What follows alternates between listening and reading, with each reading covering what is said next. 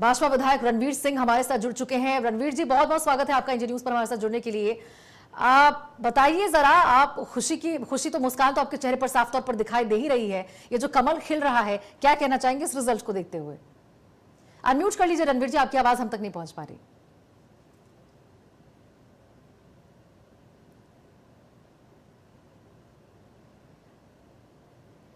आपकी आवाज पहुंच नहीं रही है रणवीर जी। हेलो हेलो हेलो जी जी जी, बोलिए बोलिए, आवाज आ रही है। देश के सभी जो हमारे हिमाचल वासी हैं वो इंतजार में हैं, क्योंकि अभी 15 महीने की मेहमान रह गई कांग्रेस की सरकार।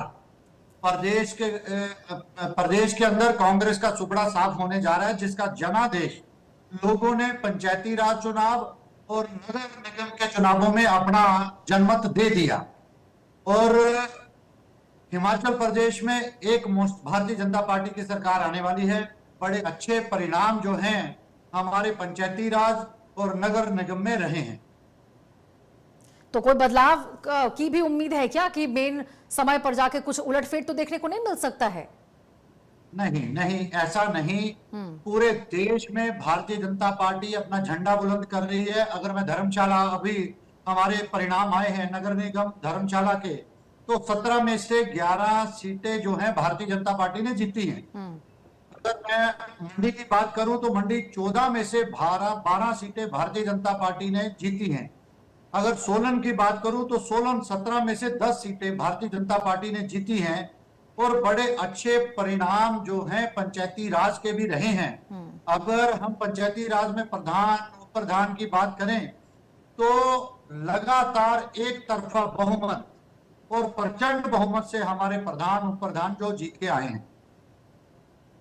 मैं चाहूंगी जरा रणवीर जी ये भी बताइए कि ये जो जीत की ओर आप बढ़ रहे हैं, मुख्य फैक्टर क्या है इसके लिए? कौन से फैक्टर्स को सबसे ज्यादा? मोदी फैक्टर रहा, अब संगठन की जो कार्य प्रणाली वो रही, या फिर जो स्थानीय मुद्दे लेकर आप यहाँ पर इस बार मैदान में उतरे थे वो यहाँ पर कहीं ना कहीं बड़ी भूमिका निभाता हुआ नजर आया? ऐसा है, कांग्रेस के झूठ के ऊपर माताएं बहनें 1500 रुपया 3.5 सालों के अंदर कांग्रेस ने नहीं दिया। 1 लाख रोजगार 1 साल के अंदर कांग्रेस ने देने का वायदा युवाओं के साथ किया था, उस वायदे को नहीं निभाया। आज प्रदेश का कर्मचारी जिसने बड़ी खुशी के साथ जो है ओल्ड पेंशन के ऊपर जो है अपना मत देकर कांग्रेस की सरकार को सत्ता दिलाई थी, आज सबसे पहले प्रदेश के अंदर हमारा कर्मचारी वर्ग जो है वो नाराज है। समय पर उनको जो है तनख्वाह नहीं मिल रही, उनका मेडिकल बिल का भुगतान नहीं हो रहा। अगर पेंशनरों की बात करें तो जो पूर्व कर्मचारी हैं उनको समय पर पेंशन नहीं, डीए का भुगतान नहीं किया गया। भारी रोष हिमाचल प्रदेश के कर्मचारी, पूर्व कर्मचारी, माताओं बहनों को 1500, 1 लाख रोजगार 1 साल के अंदर नौजवान इतने परेशान हैं। कांग्रेस ने हमेशा झूठ बोलकर सत्ता हासिल करी है। और जीतने का फैक्टर क्या है? जीतने का फैक्टर यह है कि हिमाचल प्रदेश के लोग भारतीय जनता पार्टी, केंद्र की सरकार, प्रधानमंत्री श्री नरेंद्र मोदी जी के ऊपर विश्वास करके उनके जो नीति थी, जो उन्होंने नीति वायदे देश और हिमाचल वासियों के साथ किए, वो वायदे उन्होंने बखूबी निभाए हैं। और लोगों को विश्वास है कि जब भाजपा आती है तो विकास लेकर आती है। हिमाचल जैसे छोटे से राज्य में 3 बड़े 4 लेन के प्रोजेक्ट, बड़े बड़े हाइड्रो प्रोजेक्ट, अगर बात करें भानुपली जो हमारी रेल लाइन है, बिलासपुर भानुपली रेल लाइन जैसे बड़े बड़े प्रोजेक्ट, भारतमाला रोपवे के प्रोजेक्ट, ऐसे बड़े बड़े काम जब भारतीय जनता पार्टी की सरकारें आती हैं तो बखूबी विकास लेकर आती हैं। आपके चैनल के माध्यम से मैं ये भी कहना चाहता हूं, हिमाचल एक छोटा सा राज्य है। बिलासपुर जैसे जिले में एम्स जैसे बड़े संस्थान आने, हर जिला में मेडिकल कॉलेज बनने, ये हिमाचल प्रदेश की विकास की गाथा को लिखता है। मगर जब से कांग्रेस प्रदेश में आई है तो पूर्ण विराम विकास के ऊपर तो मैं चाहूंगी जरा आप दर्शकों को बताएं और जनता की, हिमाचल की जनता को आश्वासन दें और बताएं कि भाई उनकी कितनी सच्चाई के साथ और किस प्रकार से उनकी समस्याओं का समाधान आप करते हुए नजर आएंगे। कौन कौन से प्रमुख कार्य होंगे जिसको प्राथमिकता के साथ निपटाएंगे ताकि उनकी समस्याओं का समाधान हो, क्योंकि वो विश्वास दिखा रहे हैं आप पे। मैं हिमाचल प्रदेश के लोगों को और अपने नूरपुर विधानसभा क्षेत्र के लोगों को, जिस तरह माननीय जगत प्रकाश नड्डा जी ने हमें मातृ शिशु हॉस्पिटल बन के तैयार है, कांग्रेस की सरकार 3.5 साल हो गए उसको चलाने में असमर्थ है। उसको हॉस्पिटल को चलाकर मातृ शिशु हॉस्पिटल जो अपनी माताओं बहनों को उस हॉस्पिटल का लाभ मिलेगा। इसी तरह हमारे हिमाचल प्रदेश में जो हमारे जो प्रोजेक्ट रुके हैं, अभी हमारा जो बड़ा प्रोजेक्ट है, यहाँ पर कॉलेज बने हैं, डिग्री कॉलेज बने हैं, हमारा धर्मशाला जो हमारी सेंट्रल यूनिवर्सिटी का काम रुका है, बड़े बड़े जो प्रोजेक्ट हैं, इसके ऊपर लोगों को विश्वास है कि भारतीय जनता पार्टी आएगी और हर वायदे को निभाएगी। इसी आशा के साथ लोग अपना जनमत जो है पंचायती राज और नगर निगम के चुनावों में लोगों को दे रहे हैं। बिल्कुल राजन जी, और वो तो देखिए रणवीर जी, बहुत ये तो नजर आ ही रहा है तस्वीरों में। मैं चाहूंगी जरा आप ये बताएं कि पालम में कहाँ चुक गए? पालम में अभी भी बढ़त बनाए हुए पूरी तरह से नजर आ रही है।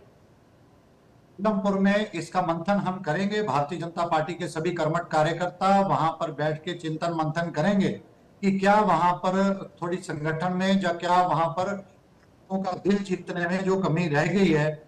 वहां पर हमारे वरिष्ठ नेता हैं, हमारे पूर्व मुख्यमंत्री माननीय शांता कुमार जी संगठन को हर वक्त इतनी आयु में भी भारतीय जनता पार्टी की कार्यशाला हो, चाहे लोगों के संगठन की बात हो, तो बखूबी अपना समय भी देते हैं और संगठन को एकजुटता का प्रमाण भी देते हैं। और आने वाले समय में मंथन भी होगा और संगठन में जहां कोई कमी रहेगी उसका विस्तार भी। और देखिए जयराम ठाकुर ने तो बयान दे भी दिया, उनके उसे कह दिया गया कि प्रदेश की जनता कांग्रेस को उखाड़ फेंकना चाहती है और नतीजे वही दर्शाते हुए नजर आ रहे हैं। रणवीर जी, बिल्कुल हिमाचल निगाहें बिठा के बैठा है कि कब चुनाव आए और एक बड़ा जनादेश जो है कांग्रेस के खिलाफ दे, ताकि 3.5 सालों में केंद्र सरकार का लाभ हमारे हिमाचल प्रदेश के लोगों को नहीं मिल रहा। अगर मैं अपनी बात करूं, विधायक प्राथमिकता के तहत हमने जो काम विधायक प्रायोरिटी में डाले हैं, नवाड़ के तहत हमें लगभग 200 करोड़ रुपए की किट्टी मिलती है। उसकी डीपीआर बनाकर प्रदेश की सरकार जो है दिल्ली भेजने में असमर्थ रही है।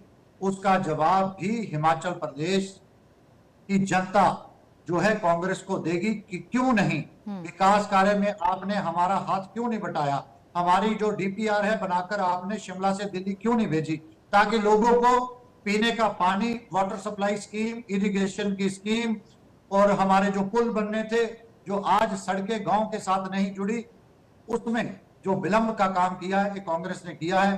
इसका आने वाले समय में लोग मुंह तोड़ जवाब इस कांग्रेस पार्टी को देने वाले हैं। तो कहीं ना कहीं आप क्या मानते हैं, ये भी जरा रणवीर जी बताइए कि जो शहरी मतदाता है वो किस प्रकार से अब कांग्रेस से ज्यादा बीजेपी पर भरोसा कर रहे, कहा जा सकता है क्या?